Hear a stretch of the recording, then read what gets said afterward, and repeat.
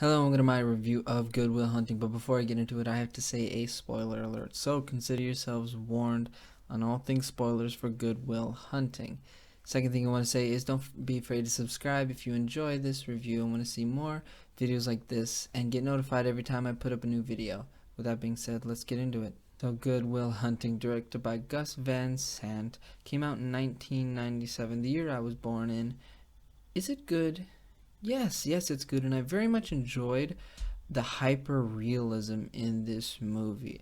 I feel like you have your fantastical in that you have this character that is a super genius, but he's very much grounded in reality in that he has had a tragic past and that is kind of dictating his future. And I do like that Robin Williams' character, Sean McGuire, has the knowledge and knows that this kid has a tragic past, and he himself did not have the greatest youth growing up, and it's just very cool to see an amazing character, like a character that is very fantastical but yet grounded and really in reality.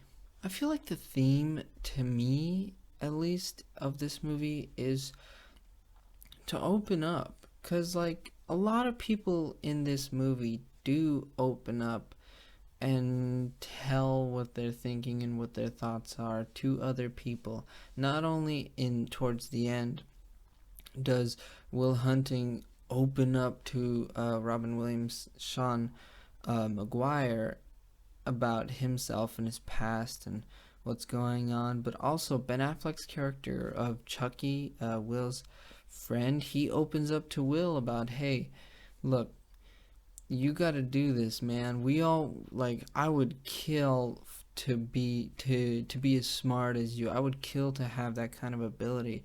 And it's just like he opens up, and even Sean McGuire opens up to Stellan Skarsgård's character of the professor. Like, they open up to each other, really, and it's just, to me, feel like everybody in this movie seems to just open up to somebody else and, you know, getting out of their shell and just seeing what it's like to be exposed. The best acting performance to me is not Robin Williams, who won the Academy Award for Best Supporting Actor. To me, it is Matt Damon in this movie, just because of what he has to do and what he goes through, and just when he breaks down right in front of Robin Williams' character. It was very emotional to me, and I felt like he portrayed this character of Will Hunting, this genius who has, you know, he's just wants to hang around with his friends, and he has kind of a messed up background or past, and I feel like Matt Damon just did a very good job of portraying this type of character and giving us those moments where he was vulnerable, and he does a very good job in this movie. It's not taking anything away from Robin Williams, but just for me, I feel like Matt Damon was the best, or the most impactful performance in my opinion. But I cannot forget about those side characters. No, Ben Affleck in this movie, despite what I've heard from people, he's pretty good in the movie. Yeah, he's not as good as, our main characters of Matt Damon and Robin Williams' characters, but he does a good job doing what he is supposed to do. But I mean, Robin Williams, I understand why he got that Oscar for Best Supporting Actor. He does very good when he does blow up to Stellan Skarsgård, and the first time him and Matt Damon's character meets, and Matt Damon kind of talks about his wife, and he just like, boom, he snaps, he breaks, and then Robin Williams does an amazing job of portraying that, super protective of the memory that is his past wife, and he does a very good job of that. Minnie Driver as Skylar, Matt Damon's girlfriend who loves him,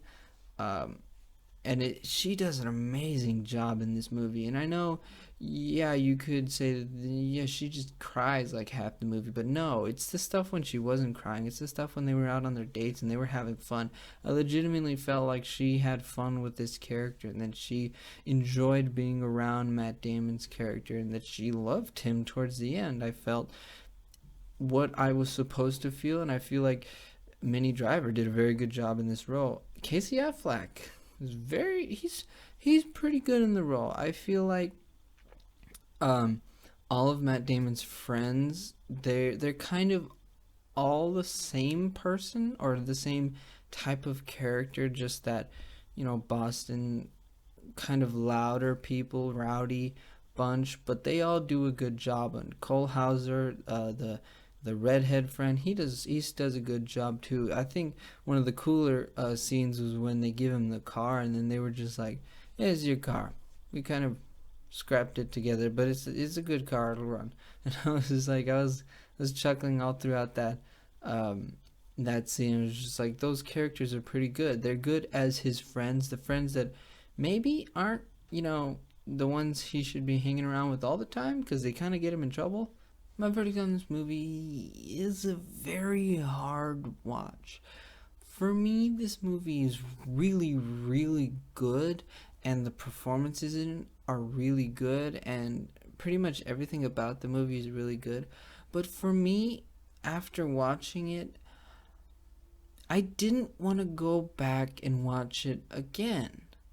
Well, there you go. That's my review of Good Will Hunting. But I want to know what you think about this movie. So I need you to go into the comment section down below and tell me your thoughts on the movie or my review of the movie. Whatever you want to say, just go ahead and say it in the comment section below. And if you enjoyed this review and want to see more reviews like it of classic movies and current movies and talking Star Wars and trailer reactions, you can get notified every time I put up a new video just by subscribing. It's absolutely free and it'll tell you every time I put up a new video. You can, yeah, so hit the subscribe button if you want to see all that, and thank you for watching this video.